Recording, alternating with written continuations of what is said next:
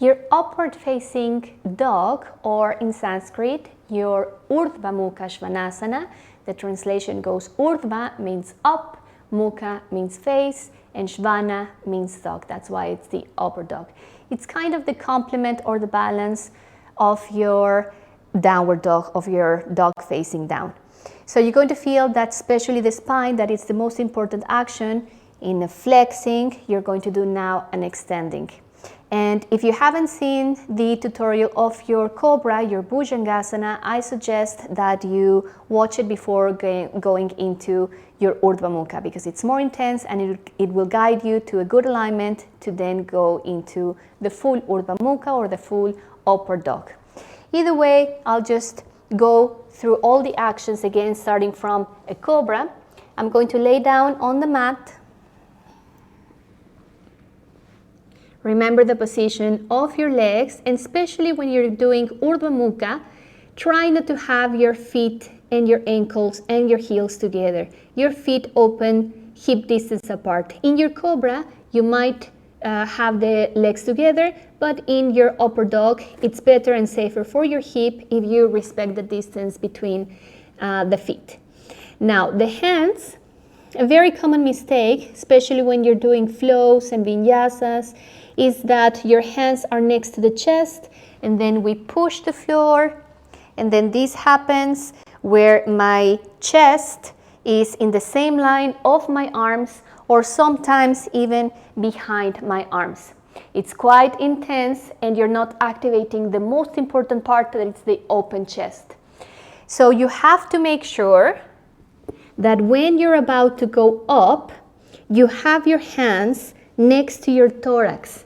That means between the breast and your belly button, where the ribs are. So maybe it feels a little bit weird or uncomfortable to have the hands at the back. Sometimes it's not easy to push the heel of the hand to the floor. But once you are up and you straighten your arms, you're going to feel the difference and you're going to do things properly.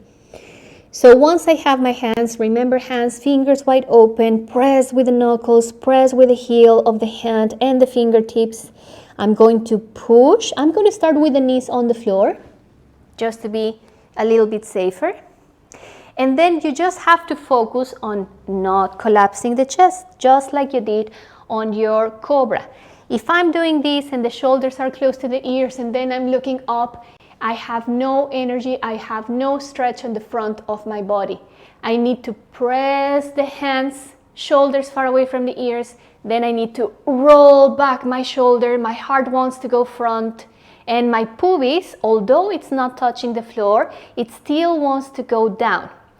If you want to feel a little bit more energy and your spine, it's okay. Then you're going to press with the instep and think of straightening the legs. I'm not going up with my hip.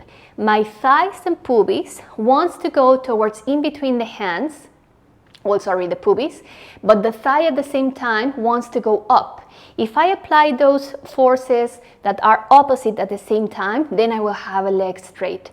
And you're going to notice if you're doing this with me that it's quite challenging to hold it. So that's why we usually do it in a vinyasa, only staying one inhale, or if we're doing a Iyengar or Hatha Yoga, we stay for a few breaths and that's it. Because it's a quite strong back extension, we do again counter pose. It can be downward dog or it can be child pose. So I'm going to go down and rest my forehead and my back.